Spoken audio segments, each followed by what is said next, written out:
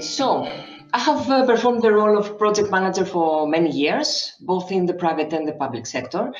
And especially when working with the government, I was mainly involved in the management of complex horizontal projects and in sometimes diverse environments.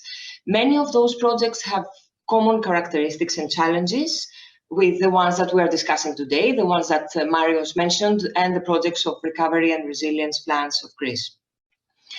During my journey as a project manager, I soon came to realize that what really excites me in project management, also I would say in policy making and in policy implementation, is the participation aspect. So I was always finding myself in the position of trying to promote openness, to build networks and communities. I was trying to break silos, to coordinate complex projects with many involved stakeholders, to support collaboration, to build the required synergies among the different actors.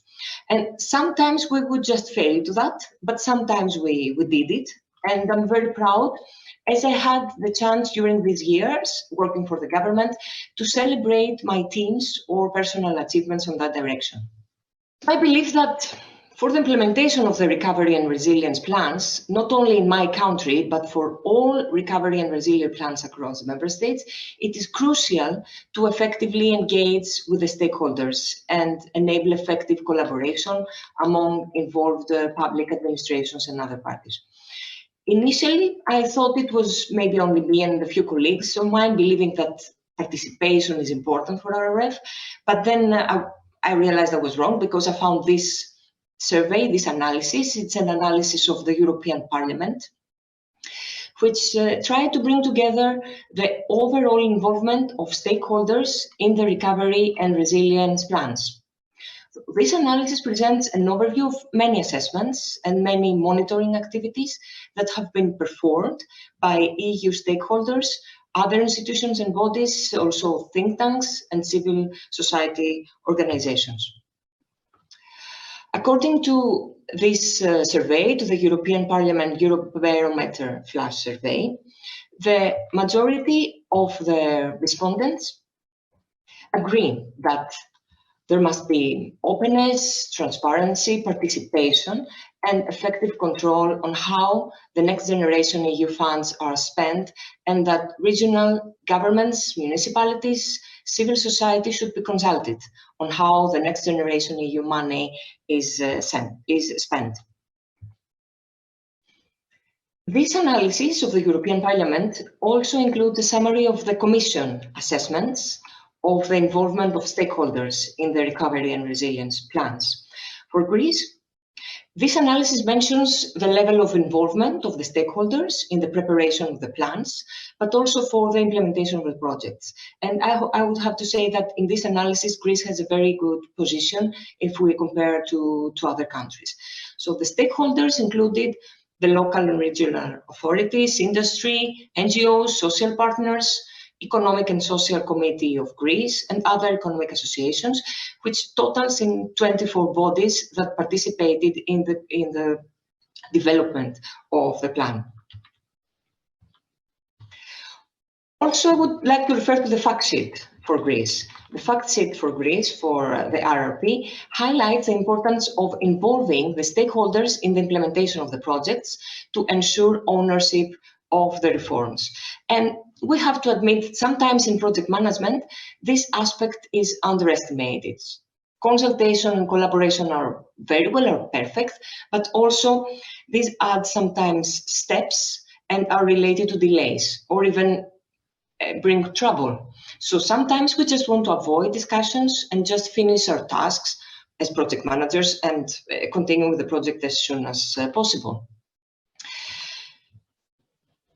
So a couple of years ago, when I was reading for my PM² certification, I was very happy to realize that this principle, the participation principle, lies at the heart of the PM² methodology. PM² clearly promotes bringing stakeholders together, enabling synergies between the stakeholders and the various actors, building communities around a project, a program, or a portfolio, thus supporting the effective implementation of project programs and portfolios. Within the context of the recovery and resilience plans, PM² synergies can support effective implementation of the plans. The implementation of the synergies help us rationalize project management approaches across the different owners of the projects in our RRP, establish common language and processes, provides a common set of mindsets around the recovery and resilience plan, enable transparency and visibility for all the project collaborations, and enable better project management, leading to improved efficiency regarding cost and effort of the investments. But it's not only the synergies. PM² also introduces the mindsets, another important element to ensure the effective involvement of all the stakeholders and the smooth implementation of the projects within the plan. The PM² mindsets present attitudes, behaviors, which help project teams and other stakeholders focus on what is really important in achieving the common goals. The PM² mindsets are critical for building a community around the recovery and resilience plans. They can help project teams navigate through the complexities of the realities of the plan itself and the various projects.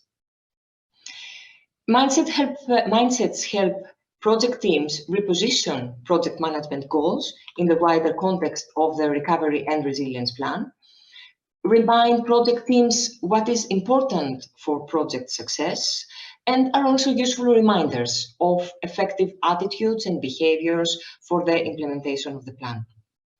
So altogether, these mindsets offer a personality with which PM² project managers can build and reinforce the sense of community, a common methodology to achieve a common goal, the implementation of the plan.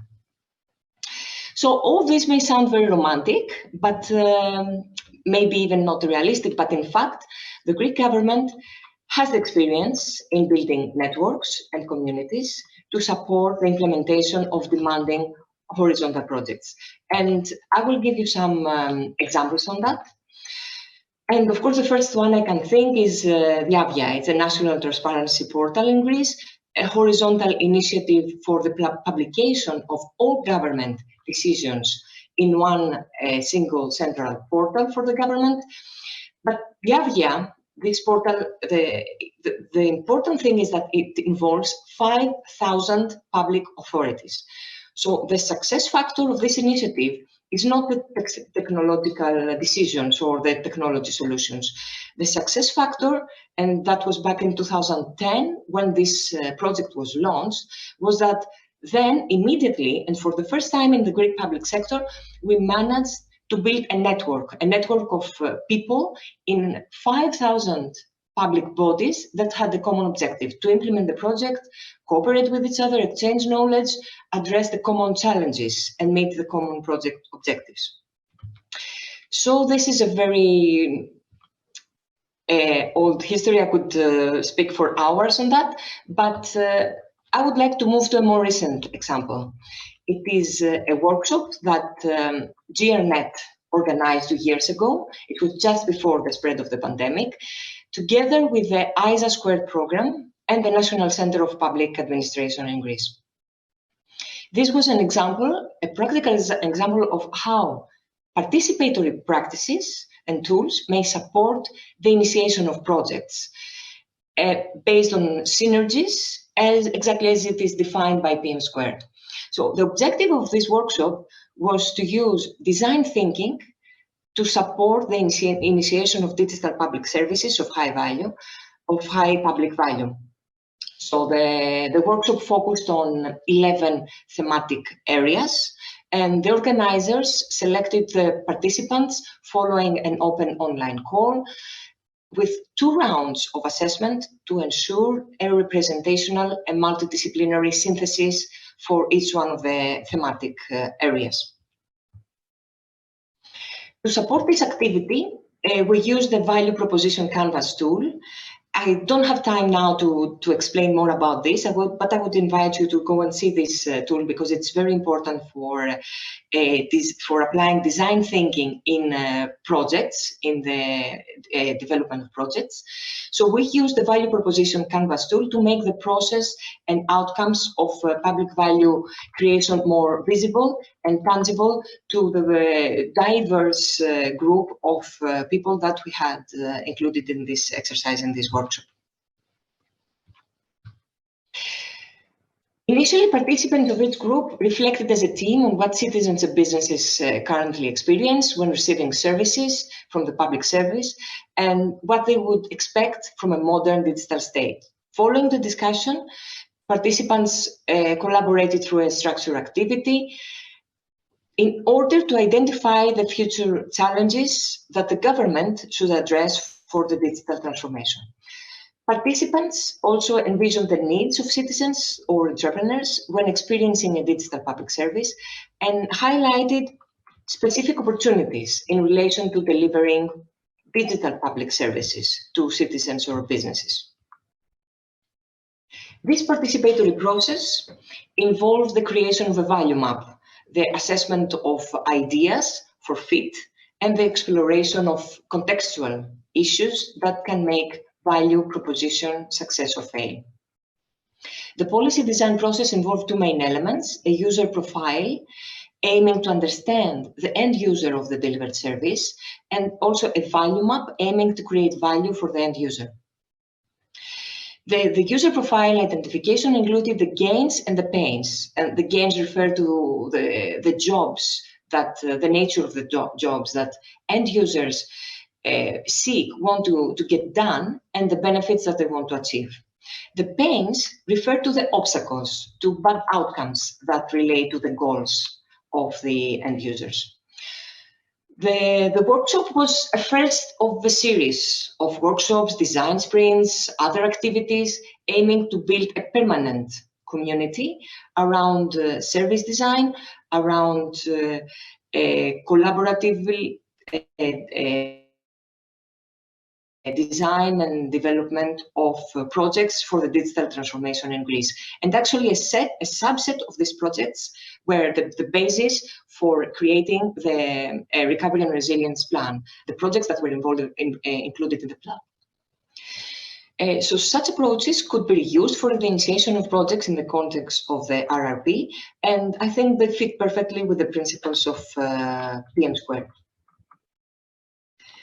Another interesting project from the Greek government, which builds on synergies and on a very active community, is the National Registry of Procedures, again implemented by GRNet. This project builds a process management platform for the recording, updating, and maintenance of all public administration procedures. Human networks, community building, collaboration, feedback, and coordination have been essential in building up the National Registry of Procedures. This community consists of civil servants that have been trained and certified by GRNet on the principles and the features of this system. They possess specialized knowledge on the procedures of their specific field of responsibility in their organization, and they also have the necessary digital skills that constitute them dependable co-workers on this joint effort. On a regular basis, the members of this community interact to address common challenges, to learn and share knowledge of good practices. They have distinct roles, which enables the smooth implementation of the project. But although they have different roles, they constantly collaborate to achieve the common goals of the project. Now, moving from Greece to the EU level, an example that I would like to share will be actually the development of the PM² methodology itself in the European Commission. That was a journey which started back in 2007. And you can imagine that the implementation of a single project management methodology for the whole Commission is not an easy exercise, it's not an easy story.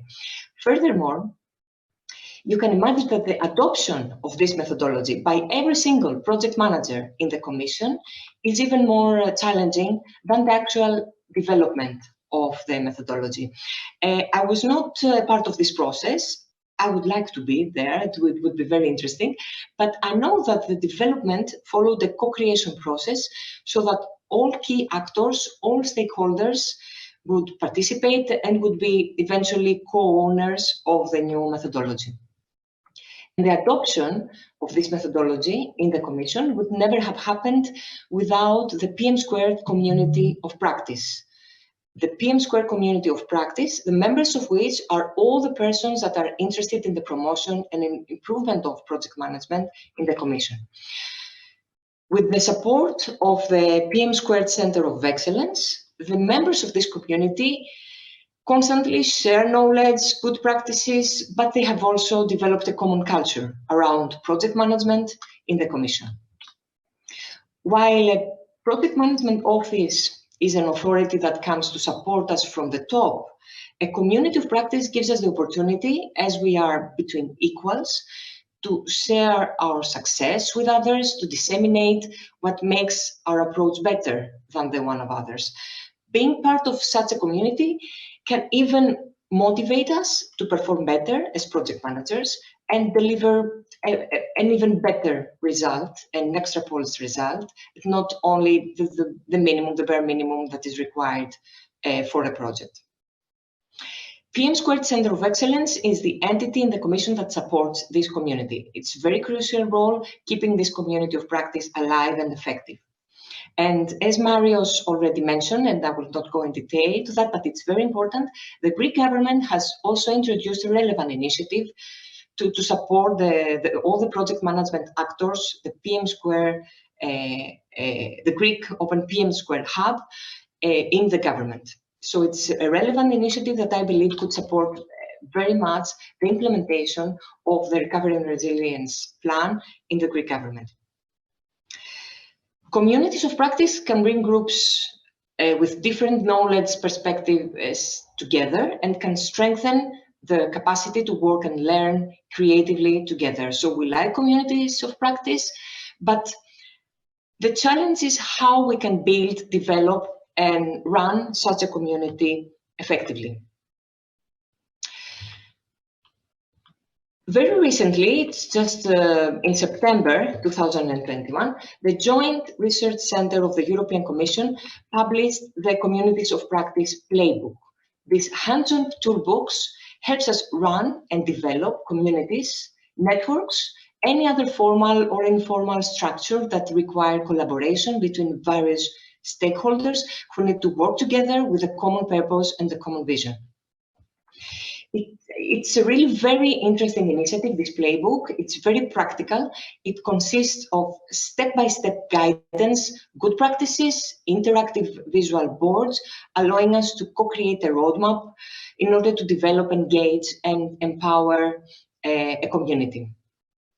This playbook includes 8 success facets. So one is the vision. What is the commission? The community, the reason for this community. Governance, how do you work together? Leadership, how can we ensure strong leadership participation by both sponsors and the core groups?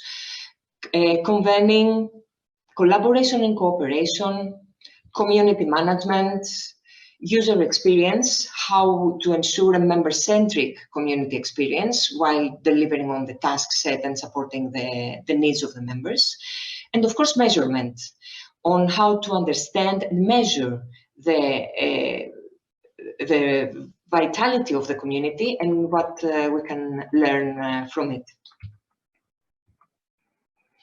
So this is the success wheel of this playbook, and for each one of these facets, it provides very practical guidelines on how we can implement each one of these steps. This playbook can support us in design and facilitating convening opportunities, guide us on how to ensure systematic community engagement and participatory decision-making. It offers a community building backbone for creativity, productivity, and co-ownership of the results, but also provide guidance on ways to make our community or network prepared, resilient, and even responsive to any today's challenges. So it's a very useful guide, and for anyone wishing to build or manage a community of practice, I would invite them to take a deep look in that. And now, as I'm very happy that Daniele, Mr. Dotto will be speaking to us about digital reform and how digital reform supports these initiatives in Greece, I would like to refer to the fact that the recovery and resilience plans address the whole spectrum of economic activities, and this creates a need to build capacity for an effective, transparent, coordinated, and efficient management of the plans in order to support the collaboration of the involved communities. And the European Commission recognized the importance of this aspect, and I'm very happy that the DG Reform has already approved the request of the Greek Recovery and Resilience Fund Coordination Authority to receive technical support on activities that will build capacity for the key stakeholders that are engaged in the production and the execution chains of the program.